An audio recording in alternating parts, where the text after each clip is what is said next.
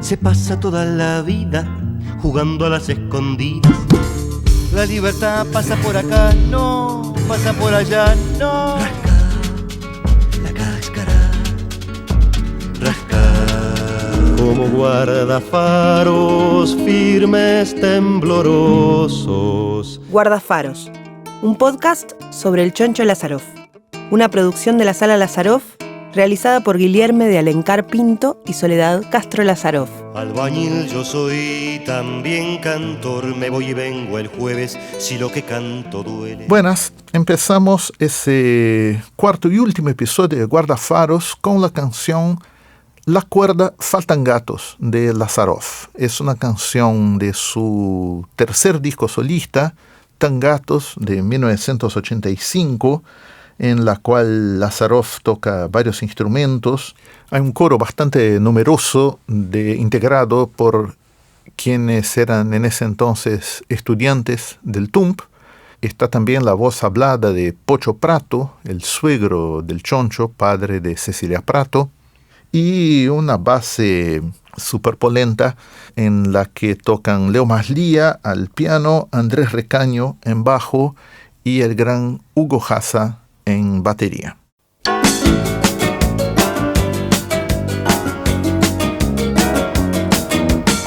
Todos están convocados a la gran demostración, a la plaza, a la plaza. Vamos todos en masa, que hoy camina por la cuerda el famoso cuerdista equilibrista. Y aquel otro que cuerpea la cuerda y también es un experto cuerdista, se pasa. Y aquel otro que no es tan famoso, pero igual es un felino equilibrista de pura raza. Atención, pare la música. Atención, pare la música. Atención, la barra contrapesea, la derecha de un lado, la derecha del otro. Camina en la larga cuerda, la pesada de un lado, la derecha del otro. Ojos fijos en la meta, la pechera de un lado, la derecha del otro. Un pie y otro pie y un pie y otro pie. Las palabras de un lado, calculadas del otro. Orden y tiempo y cordura. La tradición y la familia y propiedad. La corrupción para un lado, la traición para el otro. Atención, desafío de justeza. Atención, todos abajo lo miran. Atención, una maniobra tras otra. ¡Qué cintura, qué belleza! Atención, 7 vidas de destrezas. Atención, de promesas. Atención, pare la música. Pare la música. Pare la música, corte. Pare la música. Pare la música. Pare la música, corte. Pare la música. Pare la música. Pare la música. Pare la música, corte. Corte, corte, corte, pare la música. Pare la música. Escúcheme, no puede Pare la hablar música. así. Justo en este momento, no Pare la puede música. ser. Acepte que no puede Pare la cantar música, así. corte. Es una falta de respeto y además música, corte. no conviene. Estratégicamente música, no corte. conviene. ¿Quiere una sugerencia? Pare la música. Yo le sugiero que no siga adelante con esta canción. Que sea otra cosa. Yo qué sé. Interrumpimos para dar una información que tiene mucho que ver con la población y que resulta extraña para la opinión pública. Atención, hay una ausencia terrible y ausente, hay una ausencia presente evidente, hay una ausencia brutal, total, hay una ausencia fatal y candente. Atención, faltan gatos, faltan gatos, faltan gatos, faltan gatos, faltan montones de gatos. En la Unión, por ejemplo, había 12.536 gatos hasta hace un tiempito nomás. Hoy solo quedan 22. Tal vez los hundieron bajo el cemento. Faltan gatos, faltan gatos, faltan gatos, solo quedan algunos gatos flacos.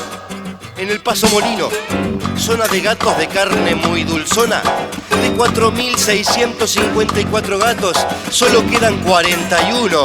Tal vez los tiraron al mar. Faltan gatos, faltan gatos, faltan gatos y faltan gatos. Solo quedan algunos huesos de gatos flacos en la teja. De 14.484 solo quedan 96. ¿Dónde están los gatos? Atención, ¿dónde están los gatos? Enterrados en el cementerio no están. Se buscó y no están. Tal vez sus ojos, tal vez. Faltan gatos, faltan gatos, faltan gatos, miau, faltan gatos. Solo quedan algunos medios tanques con tiras de gatos flacos. En el cerro, viejo cerro, el último censo había dado 8.402 gatos. Y presten atención, esto es increíble. Hoy solamente quedan 7. Y eso que en el cerro ya no hay más frigoríficos. Faltan gatos, faltan gatos, faltan gatos, faltan gatos. Solo quedan algunos gatos pardos. ¿Cómo? Solo quedan algunos gatos pardos. ¿Cómo? Solo quedan... Corte. Esto es una falta de respeto. Esto no puede ser. No eche a perder todo lo que agatas araña. No conviene. Estratégicamente no conviene. No es el momento indicado. Mire, no tengo más remedio que sugerirte de corazón que no sigas con esta información. Y bueno, pero si querés, agarrá de vuelta la canción y dale suave, suavecito, suavetón. Hay que tener equilibrio, madurez. Todos están convocados a la precipitación en la plaza. Hoy camina por la cuerda el famoso cuerdista, la promesa de las masas. Hoy gatea por la cuerda floja, temblando como cola de rata. Hoy gatea por la cuerda floja, la cuerda tensa, la cuerda al cuello. Todos abajo lo esperan con los ojos hambrientos, con la boca relamiéndose. El cuarto y último episodio de Guardafaros está dedicado al palimpsesto en la obra de Jorge Lazároff. El palimpsesto originalmente era algo que se veía en manuscritos antiguos, sobre todo de la época de los pergaminos, que costaban muy caro y que muchas veces en un determinado convento, abadía medieval, determinado texto, por ejemplo, ya no era necesario y necesitaban más superficie para escribir, entonces simplemente agarraban un determinado libro, pintaban todas las hojas de blanco, tapando el texto que estaba originalmente, y escribían el texto nuevo. A veces, con el paso de los siglos, en esa versión más superficial del texto se podía llegar a descascarar, haciendo con que se transparentaran partes del texto que se había escrito originalmente. Entonces uno estaba leyendo una parte del texto y de repente se interrumpía con un texto que estaba abajo y que uno también podía leerlo en forma solo parcial. Yo no sé bien quién fue que empezó a usar el término palimpsesto para referirse a una técnica de escritura modernista. Yo lo conocí por Umberto Eco, no sé si fue él que lo empezó a usar. Umberto Eco refiriéndose a la literatura de James Joyce y refiriéndose a ciertos pasajes, por ejemplo, en el Ulises o en el Finnegan's Wake de Joyce, en el cual parece presuponerse la existencia de dos textos. Es decir, hay como un texto de superficie y detrás de él a veces se cuela otra cosa, casi como si fuera un collage. Es distinto de una figura de retórica, es decir, no se trata simplemente de una metáfora donde a través de una figura de retórica o de una alegoría, que a través de una descripción uno alude simbólicamente a otra cosa, sino que se refiere a algo más disruptivo, en que realmente como dos textos o dos modos de funcionamiento que se van interfiriendo unos con otros. Lázarov, siempre muy conectado con las técnicas modernistas, lo usó en algunas de sus canciones. Eso aparece de manera bien evidente en la cuerda Faltan Gatos. Dicho sea de paso, la cuerda Faltan Gatos ilustra también en forma especialmente radical algunos de los aspectos que vimos en episodios anteriores de Guardafaros. Por ejemplo, la repetitividad, esa repetitividad a veces exasperante que ocurre en la obra del Choncho. Faltan gatos, faltan gatos, faltan gatos, faltan gatos, faltan montones de gatos. Tenemos también algunas de las interrupciones más radicales de la obra grabada de Lázarov. Esas interrupciones incluso uno puede decir que tienen algo de palimpséstico en ellas mismas, ya que es como si la canción transcurriera a dos niveles. Por un lado está la canción que nosotros escuchamos, pero por otro lado parecería haber una capa superior donde alguien está observando la canción y opinando sobre ella o haciendo aportes o directivas sobre la canción. ¿Quieren una sugerencia? Yo le sugiero que no siga adelante con esta canción. Dedíquese a otra cosa. Yo qué sé.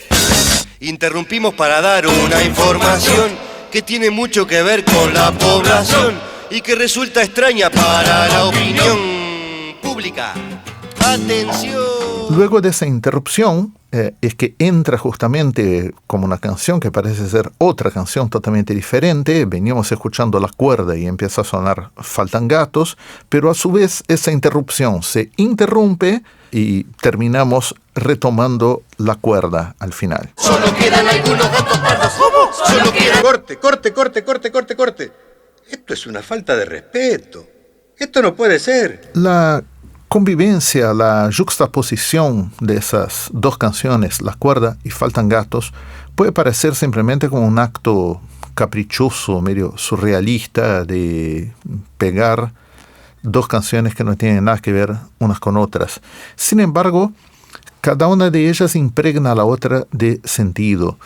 La primera canción está refiriéndose a determinada tendencia a pactar o a comprometer ciertos principios políticos, cosa con la que el Choncho obviamente no acordaba, mientras que la segunda canción trae a colación el trasfondo de miseria y de violaciones de los derechos humanos que justamente funcionan como un fundamento de que se estaba negociando algo innegociable. Pero en fin, vamos a un sentido más llano de palimpsesto que se expresa en la sección Faltan Gatos. Por un lado hay una capa en el texto de la canción que tiene que ver con la desaparición de gatos en Montevideo. Eso deriva de una noticia de que aparentemente estaban desapareciendo, se estaba reduciendo la población de gatos callejeros en la ciudad, y eso era señal de que la gente los estaba comiendo a los gatos a falta de alimento. Algo expresivo de la miseria decorrente de la rotura de la tablita en 1982. Pero por otro lado, hay momentos en que en vez de hablar de la desaparición de gatos, la letra parece estarse refiriendo a los desaparecidos políticos. Es decir, hay frases que no tienen sentido referidos a los desaparecidos, pero sí tienen sentido referidos a los gatos, y viceversa, como si las dos cosas se estuvieran yendo y viniendo como en un proceso de asociación que un sentido no cierra del todo con el otro. Por ejemplo, acá en esta frase. Tal vez los hundieron bajo el cemento. Faltan gatos. O otro ejemplo. Tal vez los tiraron al mar. Faltan gatos. Por otro lado, la cuerda también es palimpséstica. Es decir, por un lado, es una especie de, no sé, a mí siempre me hace pensar en esos cuadros de Bosch o de Bruegel, esas cosas grotescas donde uno ve un montón de gente medio caricaturizada que acude a la plaza para ver el cuerdista equilibrista cruzando la larga cuerda, teniendo la corrupción para un lado y la traición para el otro, ¿no? Y todo a un ritmo bastante desfachatado de un rock and roll festivo. Pero por otro lado, es como si se desparramara hacia la cuerda ese componente felino de Faltan Gatos. Por ejemplo, en frases como esta. Pero igual es un felino equilibrista de pura raza, atención. O como esta. 7 vidas de destrezas, atención. Y además esta. No eche a perder todo lo que agatas araña. No conviene. Estratégicamente no conviene. Luego al final hay un momento que es bastante gracioso porque cada una de las interrupciones de la canción vinieron con la voz del Pocho Prato pidiendo, considerando, digamos, como que la canción se pasó de la raya y pidiendo algo más moderado. Luego cuando viene Faltan Gatos se le considera que es peor que lo que él había intentado solucionar, pero pide que regrese la cuerda, pero en una versión suavecita, suavetón, solo que efectivamente la cuerda regresa, pero de una manera totalmente salvaje. Así, dicho sea de paso, es bastante curioso cómo el Choncho grabó eso. Él pidió a cada uno de los integrantes del coro que cantara las notas cualesquiera. Es decir, cada uno estaba cantando melodías distintas unas de otras, impredecibles, improvisadas, pero con la rítmica exacta que él tenía pensado, conformando entonces como unos bloques de notas totalmente aleatorias que suenan como una especie de masa, que no es lo mismo que la voz hablada, es algo que da una impresión aún más caótica de algo que está cantado y cantado fuerte, pero que sin embargo es totalmente amelódico. Bueno, en esa versión final, eso está llena de tropos felinos, el tramo final de la cuerda. Hoy gatea por la cuerda floja, temblando como cola de rata. Hoy gatea por la cuerda floja, la cuerda tensa, la cuerda al cuello. Todos abajo lo esperan con los ojos abiertos, con la boca relamiéndose. Por otro lado, esa animalización de los personajes, es decir, como dibujarlos un poco como bichos, como gatos en ese caso, también contribuye a esa imagen grotesca, ¿no? Tipo cuadro de Bosch y de Bruegel. Pero además es también interesante cómo la cuerda contiene además algunas alusiones, o sea, aparte de la cosa del rock and roll que está sonando, tiene alguna ligera alusión a un cha-cha-cha. La barra contrapesea, la derecha de un lado, la derecha del otro. Camina Y además termina como tango.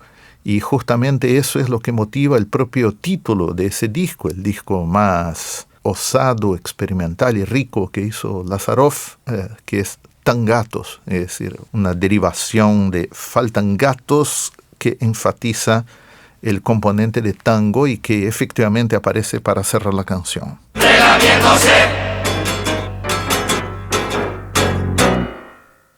Bueno, ahora vamos a escuchar la canción de Generaciones, que es del disco 2, que es anterior a la que acabamos de escuchar, que es del 85, de Generaciones es del año 1983, y es una canción que también dialoga con los palimpsestos, o se puede interpretar de esa manera, y sobre todo me interesa pensar cómo preparó, es una canción que de alguna manera prepara el camino para lo que después fue Tangatos. La cosa empieza a funcionar, los ánimos ya están templados y todo el mundo en su lugar. Llegó el momento de tocar. Es imposible de olvidar. Es imposible de olvidar. Sabiendo la que se va a armar, los corazones palpitan, terror y todo en su lugar. Llegó el momento de tocar, llegó el momento de atacar. Es imposible de olvidar. Es imposible de olvidar. La marcha empieza a resonar, los sones se manifiesta, las piernas temblequea, el pulso acelera, el paso acelera, que venga el trigo, que venga el más. Que ya se comenzó a cantar, que venga el trigo, que venga el más. La garganta se atraganta, respiran, canto, aspiranga, la torre repite, sofoca. La música se emociona, brotan las lágrimas y más. La vida explota en melodía, razones de contundencia, pregones que cantan verdad. Pitos agudos, sirena, feroz la percusión mata, te descuajeringa, te revienta. Pata en el suelo, la pata, perdiendo poco a poco el compás. La percusión acorrala, rodea, retumba, ya no se puede respirar. Sonada sorda, sordera, sonamos, que venga el trigo, que venga el más. Sonamos, sonada sorda, sordera, sonamos, que venga el trigo, que venga el más. El oído es todo sirena, la tos repite, sofoca, de aquí, de allí, de allí, de allá, de allí, de acá y de acá atrás. Mucha cara, llegó el momento de...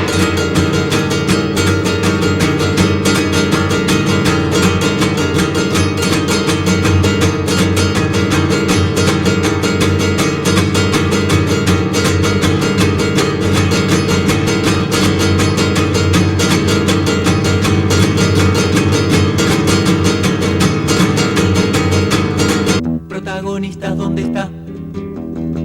De este escenario tan brutal. Los trompetistas, ¿dónde está?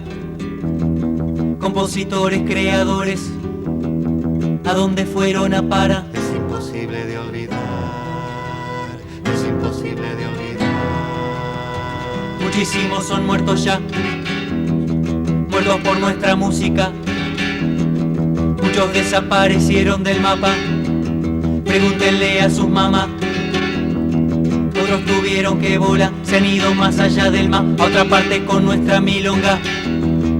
Otros pa' dentro. Es imposible de olvidar, es imposible de olvidar.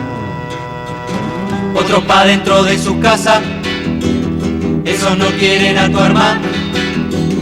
Su corazón no funciona, su convicción ya está aplastada, abandonaron su lugar. En la orquesta llegó el momento de achicar, desinspirar. Es imposible de olvidar, que venga el trigo, que venga el mar. Siempre hay excusa para dar, Que ya no se puede hacer nada, que ya está todo liquidado, que yo ya estoy de vuelta. Yo ahora canto desde mi ventana, bien seguro la de la azotea. siempre hay excusa para dar. Que es para los jóvenes la guitarra, yo en mis hijos debo pensar en cuál futuro le voy a dar. ¿Cuál?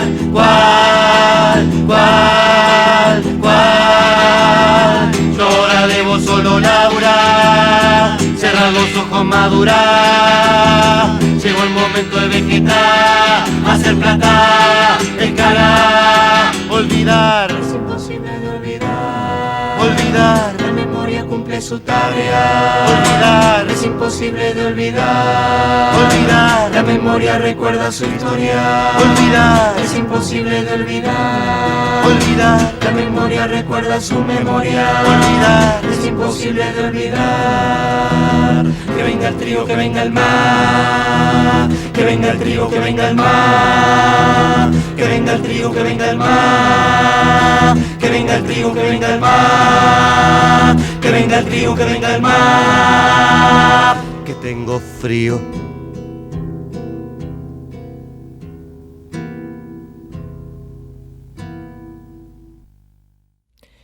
La canción de Generaciones también es una canción que tiene varios significados o que se puede leer como textos que están sumados uno encima del otro, y sobre todo creo que es interesante pensar también cómo los textos se superponen con la música como texto que trae otros textos y que tiene en sí misma diferentes significados.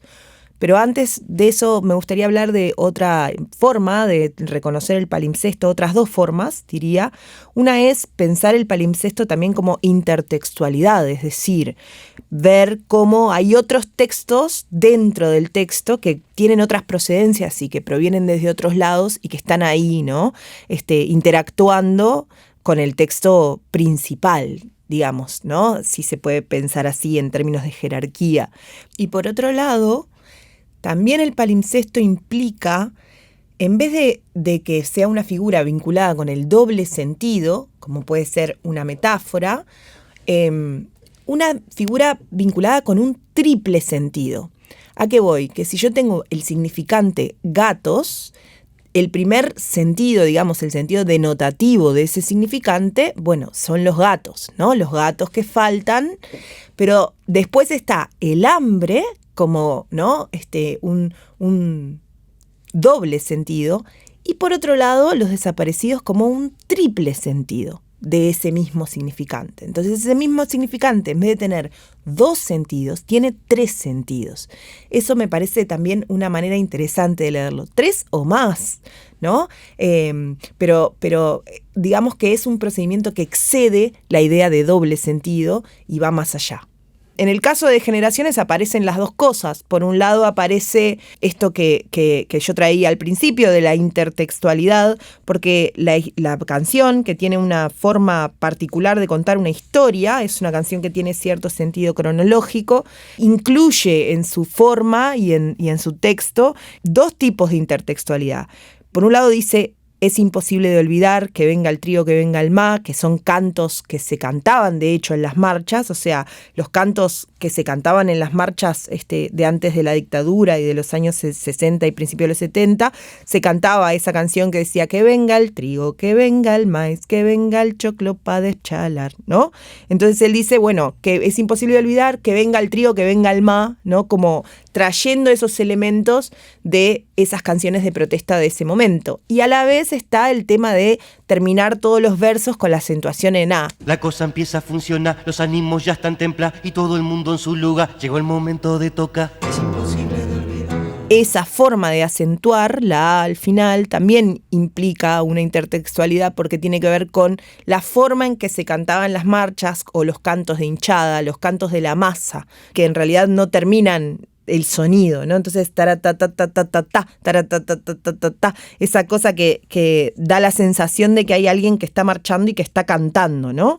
Entonces, me parece que ahí esa especie de recreación desde la forma también funciona como palimpsesto, en el sentido de que mezcla textos y mezcla formas de acentuar, formas musicales de la palabra. Otro elemento de la canción que se puede tomar como palimpsesto es la idea de la orquesta.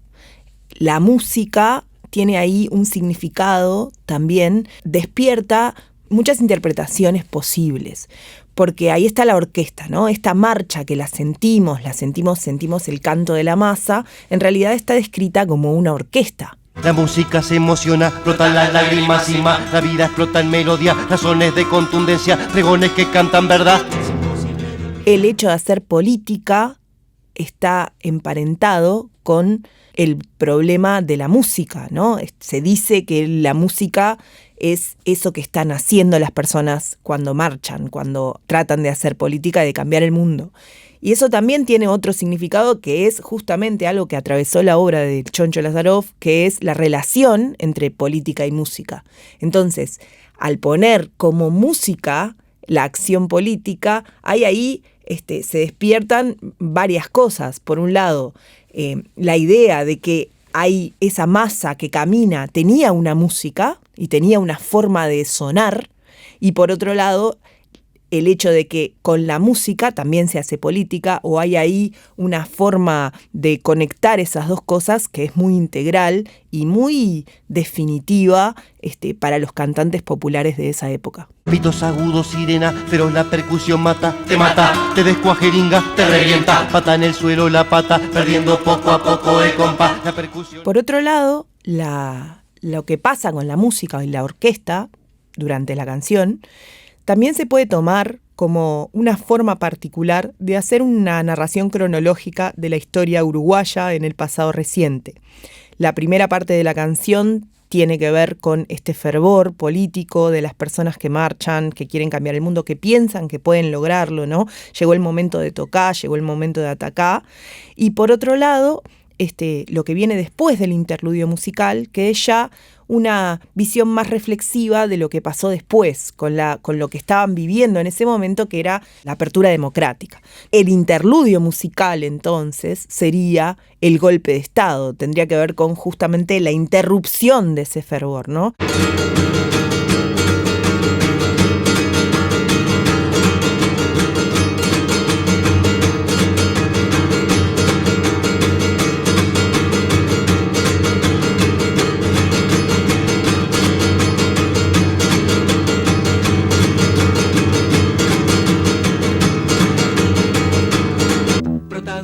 ¿Dónde está? Ese interludio musical que tiene una estructura armónica y percutiva particular y muy regular y hasta molesta, puede pensarse también como un texto con muchos significados, en el sentido de, por un lado, puede ser esa música que ataca, ¿no? O la continuación de esa marcha, o por otro lado puede representar justamente a lo militar, la música militar y la intervención militar que después derivó en lo que viene al final de la canción, que tiene que ver más con la pregunta sobre la búsqueda tanto de las personas que no están como de los acordes que no están y de las armonías que ya no están. Protagonistas, ¿dónde está? De este escenario tan brutal. Los trompetistas, ¿dónde está? Compositores, creadores, ¿a dónde fueron a parar? Es imposible de olvidar. La tercera parte de la canción, entonces, retoma el tema de la orquesta, retoma ese eje, pero ya esa orquesta está desarmada, esa orquesta ya no funciona, ¿no? Como funcionaba antes, y la música es otra. Y en esa evolución también se ve algo que también recorre toda la canción, que es el uso de diferentes personas en términos narrativos. El narrador no narra siempre en primera persona, a veces narra en primera persona, otras veces en tercera persona, otras veces es parte de la orquesta. Sonada, sorda, sordera, sonamos, que venga el tío, que venga el más, sonamos. Ahí hay una primera persona del plural. Y en otros momentos se sale para afuera y en esa alternancia también se ve esta pluralidad de voces y pluralidad de significaciones y estas capas de elementos que funcionan una encima de la otra. Hay una insistencia y una sabiduría muy grande en esto de mantener el mismo motivo hasta el final de la canción, ¿no? Sigue estando ahí la marcha, el fervor, la necesidad de cambiar el mundo, pero las personas ya no están. Muchísimos son muertos ya, muertos por nuestra música. Muchos desaparecieron del mapa, pregúntenle a sus mamás. Esa marca que se juega entre la forma y lo que viene en esa parte de la canción genera una especie de palimpsesto dentro de la misma canción, ¿no? Porque ya estamos en la salida democrática, donde la gente ya no está para eso, digamos, ¿no? La guitarra es para los jóvenes y sin embargo todo sigue acentuado con la A, ¿no? Entonces es como que si la primera parte de la canción habitara esa segunda parte de la canción. Y en esa mezcla de temporalidades se generan un montón de posibles interpretaciones para el discurso que se está planteando. Finalmente, otra vez la canción recurre a otras cosas, como decía hoy Guilherme, que nosotros venimos trabajando en este podcast, que tienen que ver con las repeticiones, es imposible de olvidar, es imposible de olvidar, es imposible de olvidar. Y ese final, en donde se acentúa, después de haber pasado, digamos, por esas preguntas vinculadas con los desaparecidos, con la apertura democrática, se vuelve al inicio, y a ese que venga el trío, que venga el ma, que venga el trío, que venga el ma, marcando esta circularidad de la memoria, y esta especie de montaje que la canción propone para entrar a un tema con una complejidad humana y con un antimaniqueísmo muy interesante. Que venga el trío, que venga el mar, que venga el trío, que venga el mar, que venga el trío, que venga el mar, que venga el trío, que venga el mar, que venga el trío, que venga el mar. Que tengo frío.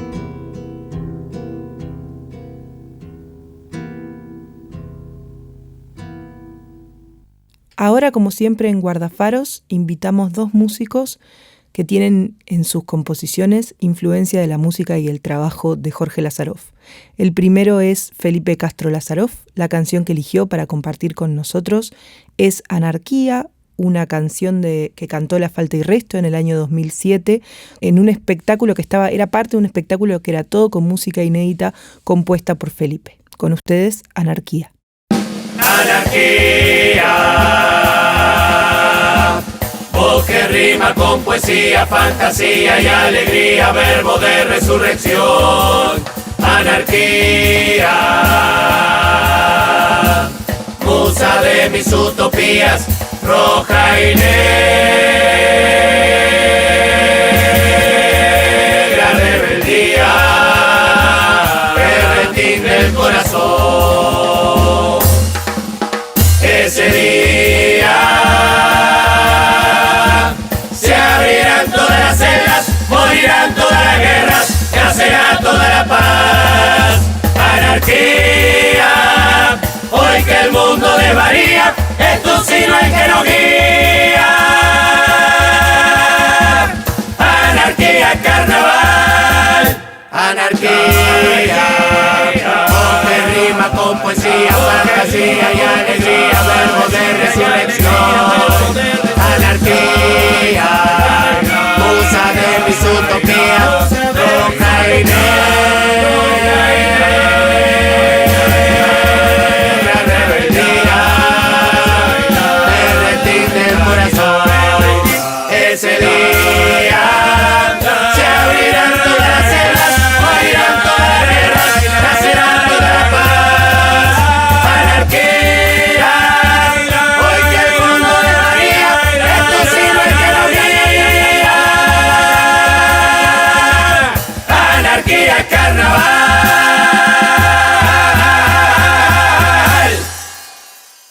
Bueno, estamos con Felipe Castro. Hola Felipe, ¿cómo andás? Hola, buenas tardes. La verdad que un gran honor participar. La pregunta que te quería hacer primero, que es un poco la que venimos haciéndole a todos los músicos y a todas las músicas que estuvieron en Guardafaros, es ¿cómo te llegó a vos la música del Choncho y cuáles son tus primeros recuerdos de esa música? Bueno, la música del Choncho me llegó por mi familia, en mi casa, y bueno, no solamente la música, sino todo lo que rodea también a la música, no solamente desde el punto de vista familiar, sanguíneo, afectivo, sino también del entendimiento, de la comprensión de la música en su contexto, en su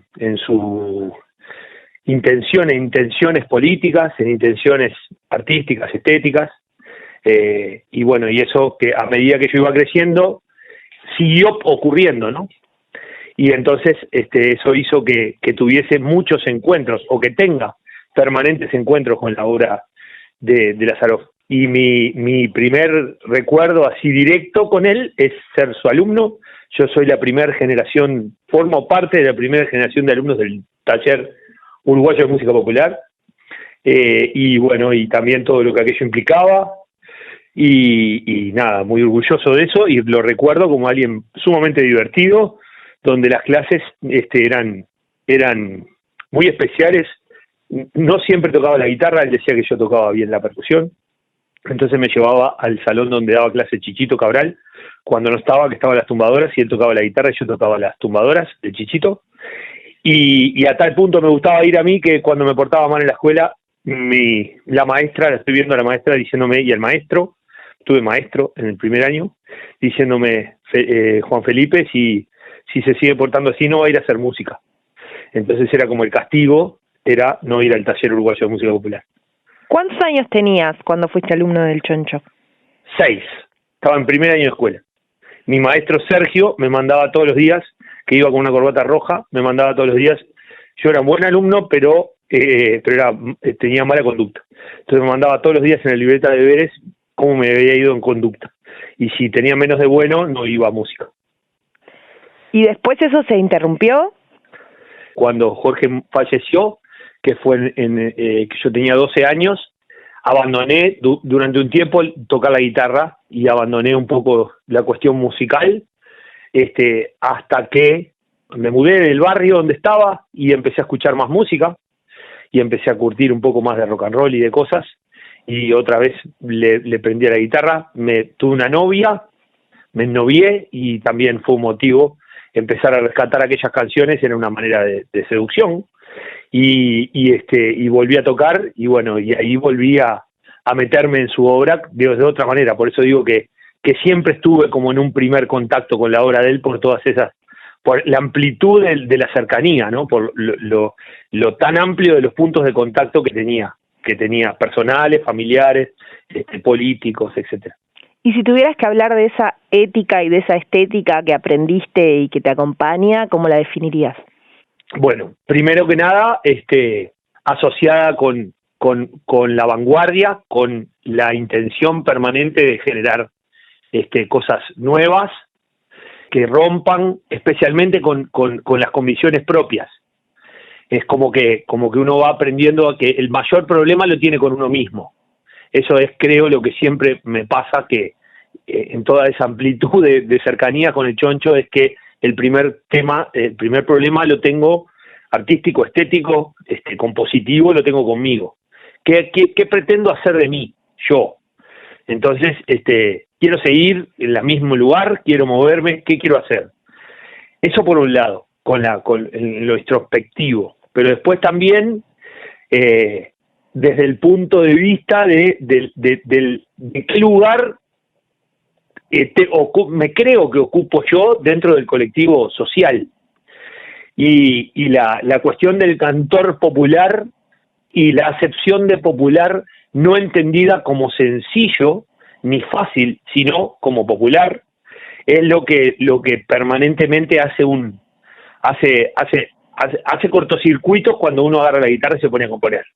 Es decir, siempre que voy a un acorde que es el que obviamente tengo que ir, hay como algo que me dice, ¿estás seguro que vas a ir ahí?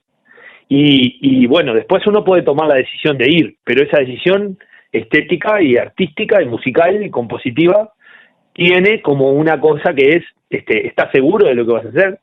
No solamente seguro desde el punto de vista musical, sino también desde una mirada política. Es decir, el acorde atrás del otro acorde es una decisión artística, y también, quizás por esa cercanía con la obra del Choncho, se transforma en una decisión política. ¿Cuál es tu mirada del tema un poco que nos convoca en este capítulo de nuestro podcast, que es el palimpsesto, las capas de sentido dentro de un mismo texto? ¿Cómo lo sentiste vos eso en la obra del Choncho? Y bueno, ¿y qué reflexiones te despierta? Bueno, en esa falta de linealidad, capaz que aparece esa superposición de estructuras, superposición de significados, que trataba de que, no sé, por lo menos uno cree, cuando se familiariza con el término, empieza a darse cuenta que ocurría con la obra del Choncho. Es como, y justamente creo que tiene que ver con esa responsabilidad política, ¿no? Creo que también es como que es un momento donde había muchas cosas para decir, y que esa cantidad de cosas para decir, ese montón de significados, obligaban a la composición y a las decisiones estéticas y artísticas. Y por eso hay diferentes capas, o encima, en eso, insisto, familiarizándome con el término, en diferentes capas arriba, significados, diferentes capas arriba de las otras. Porque también en un momento político, en esas decisiones políticas, también está el ver hacia un camino a tomar. Es como que el Choncho, creo que en esas diferentes capas te presenta diferentes caminos, que cada uno es un camino en sí, y que la superposición genera también un camino nuevo. Lo mismo que ocurre con los significados. Es decir, vos tenés una manera de entenderlo, un texto, otra manera de entenderlo, otro texto, y la combinación de ambos textos superpuestos genera una tercera manera de entenderlo, o si no, lo mismo pasa desde el punto de vista compositivo.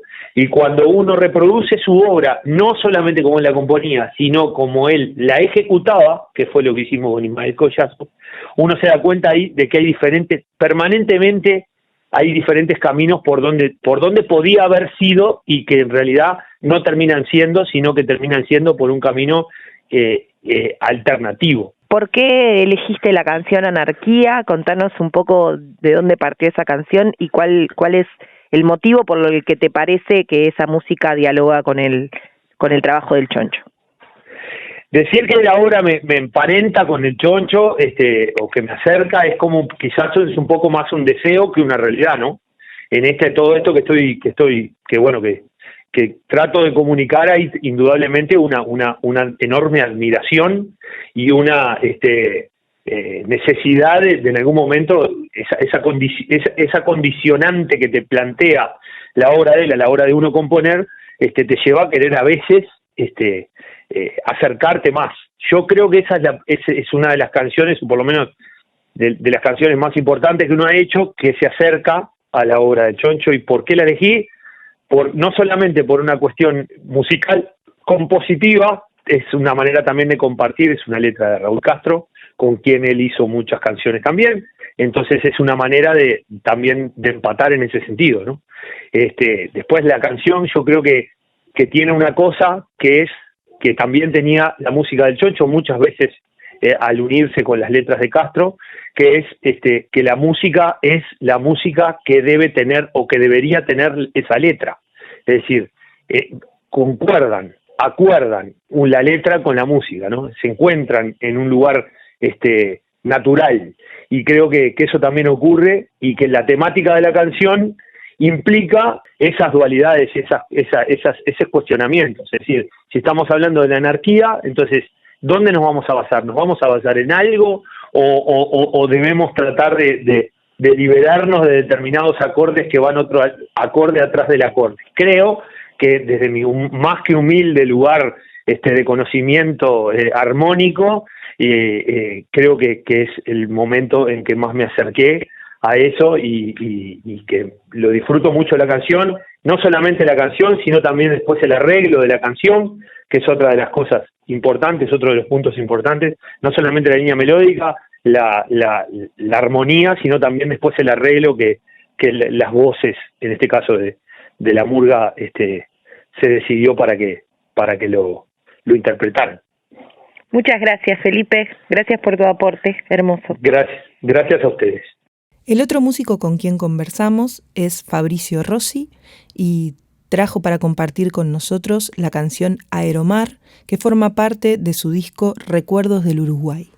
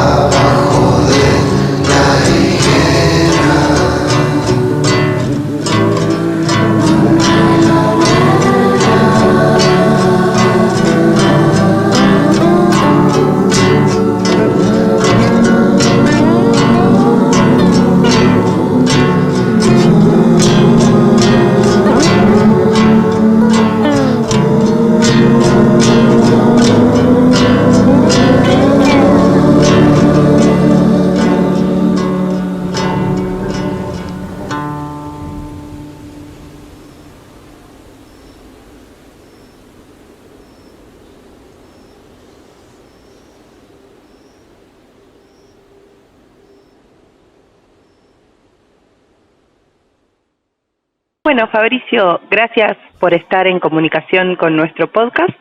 Quería preguntarte primero cuál fue tu relación con la música de Jorge Lazaroff, cómo llegó a vos y qué impresiones te causó. Las primeras cosas las escuché medio de adolescente por unos amigos míos que escuchaban ahí toda la movida esa de los 70, 80 de Uruguay, que yo la verdad no conocía mucho, y de hecho en esa época tampoco profundicé demasiado. Fue más adelante, más después de los 20 y pico, cuando ya estaba componiendo bastante eso, que empecé como a apreciarla desde un lugar más de la composición y las ideas, así lo que manejaban. Pero siempre estuvo en la vuelta de mi barra de gente amiga que tenía que ver más con compositores, gente que tocaba música. Siempre fue como un referente ahí que estaba súper bien, así como una referencia así súper creativa y de algo vanguardista, si se quiere decir, dentro de lo que era el canto popular. Era como de la gente que cuando se hablaba de música rara, música no tradicional o no lo típico, como que el nombre de él siempre estaba en la vuelta. Y por eso mismo en un momento ya más de grande dije, no puede ser que no conozca mucho esto, y fue cuando me puse a escuchar sus discos y a leer un poco también. Después, más adelante, también leí el libro que escribió Guilherme sobre los que iban cantando, y eso ahí también me enteré de un poco de su peripecia y de toda la trayectoria ahí. ¿Qué valor tenía para vos que fuera música rara dentro del canto popular? O sea, ¿por qué te interesaba eso? Y porque justamente en algún punto como que yo tenía como toda esa herencia de mi familia y todo, de haber crecido escuchando, digamos, lo que era lo más popular, no tan raro. O sea, si bien tenía sus cosas raras, pero yo desde tipo más lo que es los olimareños, Cita Rosa, o incluso, yo qué sé, Biglietti, que en algún punto es un poco más cercano en eso de las formas musicales, de que también era un poco más raro en algún punto, pero no tanto. Ahí va. Y como que eso, tipo, siempre lo había escuchado, y en algún punto ya como que era como para mí música medio típica de Uruguay en algún punto, por más que capaz que no todo el mundo escuchaba esa música, pero en mi casa esa era la música que mi familia, eso siempre se curtía en esas canciones populares, y como que Lazaroff no le daban mucha pelota, digamos, como que no era algo que mis padres escucharan o algo, porque justamente me parece que les parecía medio raro.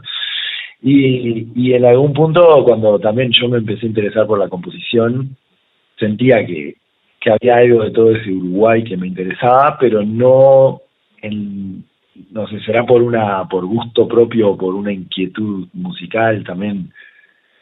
Yo estudié música de niño y también después en la universidad, y como que en algún punto se inculca, sobre todo en la carrera de composición, que fue la que yo estuve ahí unos años, hay como un culto hacia la investigación, hacia lo nuevo, o hacia por lo menos lo no tradicional en sus distintas versiones, ¿no? Según el contexto. Pero como que siempre había un culto hacia, buscar a ver quién estaba cinchando de la piola en algún punto, y no hacer lo que ya se venía haciendo, sino como de buscarle otra vuelta.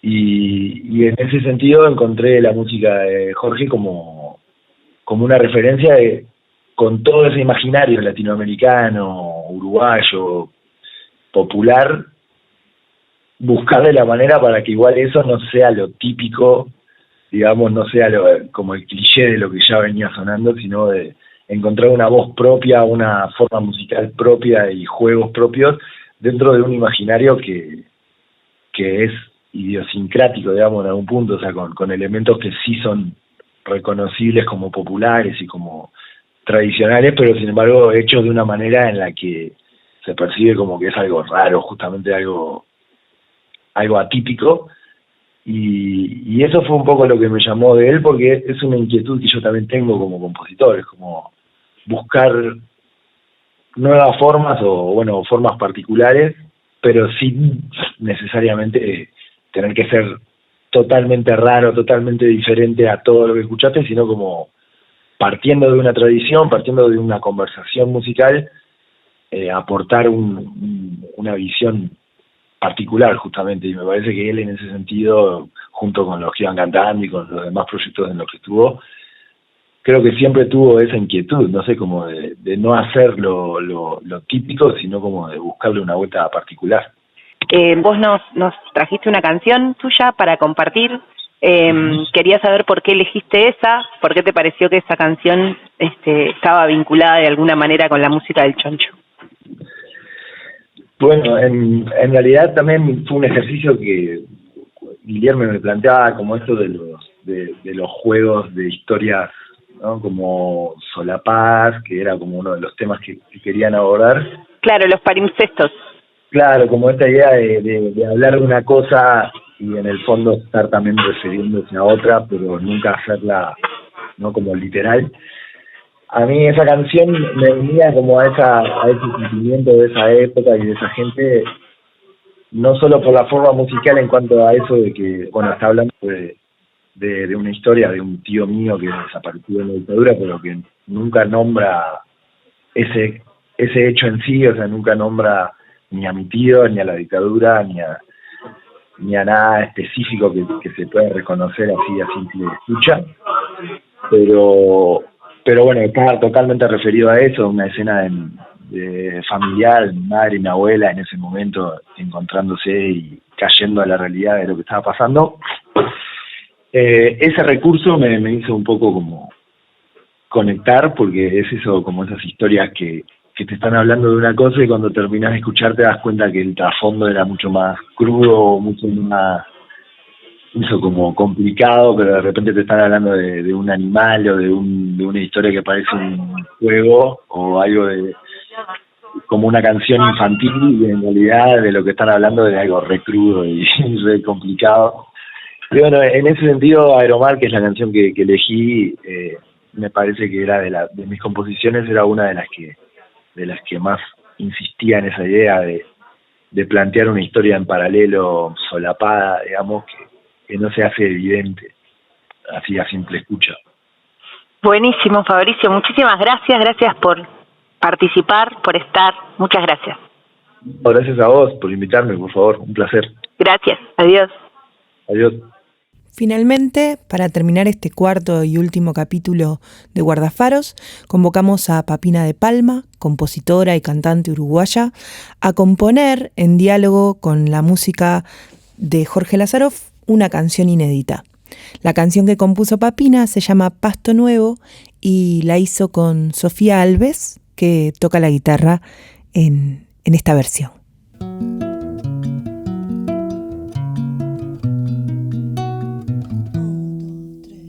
Siempre el mismo terraplén, colchoneta de cemento, gris por fuera, gris también, edificios rompevientos. Quiero probar un prado tierno, salir de la ciudad un par de inviernos. Me revolqué en un pasto nuevo, oh, me levanté con flores en el pelo,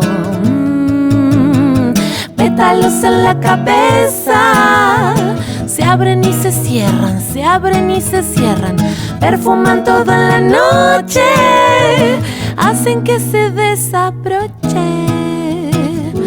mi pensamiento y mi pollera.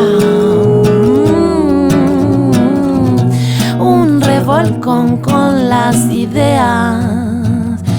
Ay, pétalos en la cabeza, me abren y me cierran, me abren y me cierran. Si me riego la melena, quizás será la savia quien me saque la sed. Las flores me jadean y sé que todo este calor puede matarlas o hacerlas crecer. Quizás será la savia quien me saque la sed. Las flores me jadean y sé que todo este calor puede matarlas o hacerlas crecer.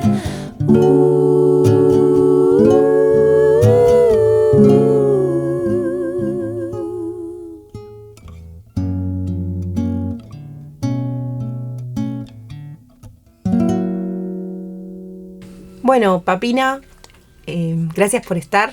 Mi primera pregunta es, ¿cómo llegaste a la música de Jorge Lazaroff? ¿Cuándo lo escuchaste por primera vez? ¿Y qué impresión te causó? Bueno, hola. Llegué re tarde a la música del Choncho y un poco a toda la música nacional, en realidad. No vengo de una familia en la que se escuche mucha música, así como una cosa, o sea, obvio que se escucha música, a veces se escuchaba música en general, pero no era como una cosa así como de alimentar una curiosidad en mí o algo así. Fue algo que yo fui desarrollando de grande después por amigues o lo que fuera, que de repente en sus casas sí se escuchaba determinada música y eso me hizo empezar a investigar y qué sé yo. Y habrá sido, no sé, alrededor de los 22, 23 años, que hice como un paneo general así como por toda la música nacional. Yo creo que también después de decidirme a dedicarme a cantar canciones como un trabajo, dije como, bueno, a ver, ¿quiénes son mis colegas? Y me puse como a investigar, como así medio a nerdear un poco en profundidad. Y ahí. Y después, unos años después, me pasó que fui pareja de alguien que era... De mi hermano. De tu hermano. Familiar, el sobrino del Choncho. Entonces él tiene como un apego emocional re zarpado con esas canciones y como una admiración también por su figura re zarpada, y lo escuchábamos un montón juntos y ahí también como que fui escuchándolo con más atención y más cantidad, mucho volumen de cantidad de Choncho Lazaroff. ¿Y qué impresión te causó su música? Me parece que es difícil, como no es una música que pueda poner mientras hago otra cosa, por ejemplo. Es como una música que siento que me tengo que sentar a escuchar o estar haciendo algo mecánico, digamos, ¿no? Como nada que requiera realmente usar una porción de cerebro en algo más que no sea como estar pendiente de lo que está pasando con la música y la letra. Es como mucha información junta, es como siento que hay capas y capas y capas de significados que todavía no llegué a visualizar, digamos, en sus canciones. Y cuando escuchás esa música, ¿sentiste en algún momento que esa música podía ser referencia para vos hacer tus canciones? ¿O te sentís muy lejos de eso? No me siento tan lejos. Tampoco me siento muy cerca. Pero me acuerdo, cuando vos me convocaste para esto, me dijiste como, no, bueno, llamamos a gente que no tuviera nada que ver. Yo pensé, bueno, capaz que un poco que ver. Me vino como un, pero ¿cómo que nada que ver? Porque no, capaz que a simple vista no. Pero sí siento que es como muy uruguayo, ¿no? Es como, tiene una forma de ser uruguayo con la que yo me siento como un poco identificada, que es como uruguayo pero raro. Y a mí me gustaría como algún día ser descrita de esa forma, como suena como uruguaya pero rara, como un horizonte así de cómo me gustaría que alguien escuche. ¿Y en qué te parece que está esa rareza? Para mí tiene una forma rara de buscar como la belleza. No es como una belleza normal, como una belleza hegemónica, la de sus melodías o la de sus músicas o la de la forma como usa las palabras. Es otra belleza. En ese sentido siento que es referente. Capaz que no es como en la forma de decir o en la forma de tocar o qué sé yo, o como en algo tan plástico, estético, así directo, pero sí como en algo como de una manera de hacer, capaz. Y bueno, y contame cómo te enfrentaste a esto de los palimpsestos, si entendiste el significado del ejercicio, cómo fue.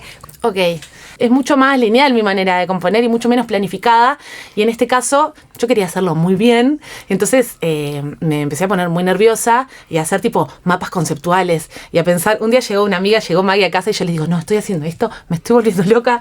Y tenía tipo un cuaderno todo tachado con flechas y un montón de cosas y trataba de buscar un palimpsesto, ¿no? Buscar estas imágenes que me sirvieran para ocupar estos lugares. Y yo lo que encontré, así, después de muchos intentos de cosas que aparte me pasaba mucho, que empezaba a hacer algo y decía, acá, lo encontré, ya tengo el palimpsesto, y me daba cuenta rápidamente de que no era un palimpsesto y que me estaba confundiendo y que estaba haciendo otra cosa distinta, como algo como un doble sentido raro, no sé. Y en este caso me di cuenta muy tarde, me di cuenta cuando ya teníamos que venir a grabarla de que no era un palimpsesto perfecto. Entonces, pero bueno, la idea mía era como, en el caso de esta canción, el significante es como esta imagen como de tirarse en el pasto, de cambiar de lugar, ¿no? Como de estar harta de la ciudad y buscar como otro espacio y tirarme en el pasto y como revolcarme en el pasto y levantarme con el pelo lleno de florcitas, como esos prados con florcitas. Y Ese sería el significante. Y los significados son, por un lado, como la búsqueda de inspiración, como de ideas. Y por otro lado, el deseo por personas que no son varones, que es algo nuevo en mí. y como que trataba como de que todo el tiempo estuvieran como entrelazadas esas dos cosas. Y ha sido muy difícil. Gracias, Papina, muchas gracias. Bueno, vamos a cerrar ese episodio final de Guardafaros con una canción muy palimpséstica del Choncho llamada Etcétera, que también integra el disco Tangatos, al igual que Las cuerdas faltan gatos, donde el texto representa un acto sexual, pero al mismo tiempo, ese acto está aludido por elementos que surgen casi por asociación de ideas y que se van superponiendo, pero que además musicalmente también es una canción hecha como de varias capas. Hay una especie de base repetitiva que está constantemente tapada por otros elementos, y hay incluso también toda una pista que es de ladrido de perros, que dicho sea de paso, tampoco es un perro de verdad, es Huguito Haza, el ladrador, aparte de tocar percusión. Bueno, entonces nos despedimos, agradecemos vuestra atención. Sole, no sé si quieres decir alguna palabra final. Sí, agradecer muchísimo a la Sala Lazaroff por esta oportunidad de haber hecho este podcast de 4 capítulos, y sobre todo al gran Ricky Musso, que estuvo con nosotros todo este tiempo trabajando un montón para hacer esto posible. Así que bueno, muchísimas gracias y esperamos que este pequeño aporte a la música nacional sea un documento para que las generaciones futuras puedan seguir conociendo la obra de Jorge Lazaroff y también su influencia sobre los tiempos que corren y las composiciones de los músicos nuevos, que eso es lo más importante. Entonces nos vamos con Etcétera, de Jorge Lazaroff. No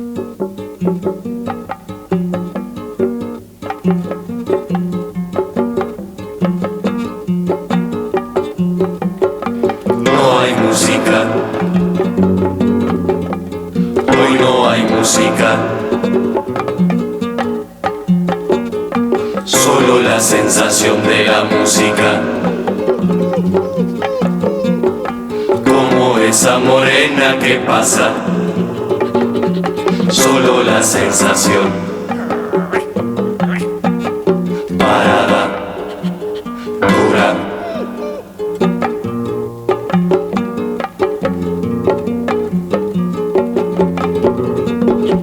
No hay letra, hoy no hay palabras, solo la sensación, sonido, zumbido, como esa mosca verde, verde, verde, como esa mosca verde, parada, dura, solo la sensación.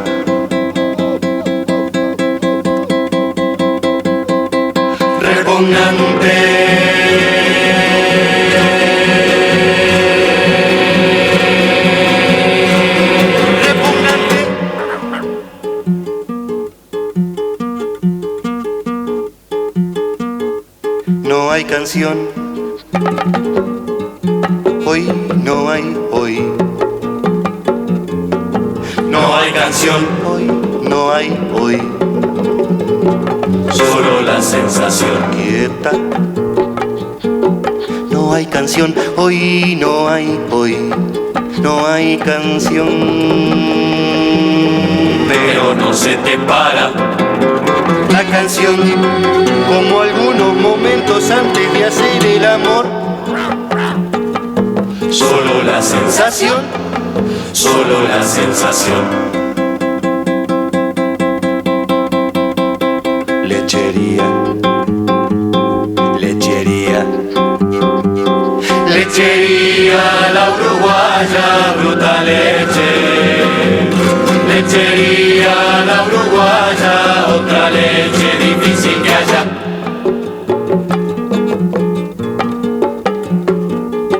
La nación, la nación, la nación. La mosca,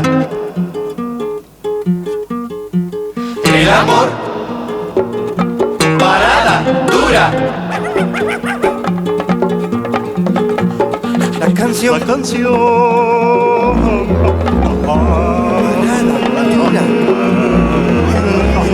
La canción,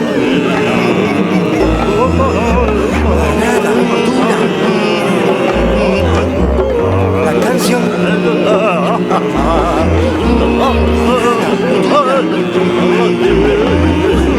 La canción,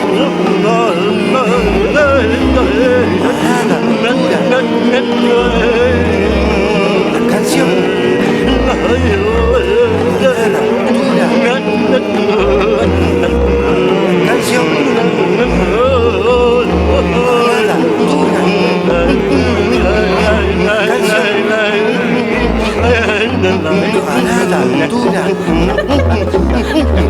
canción, la canción,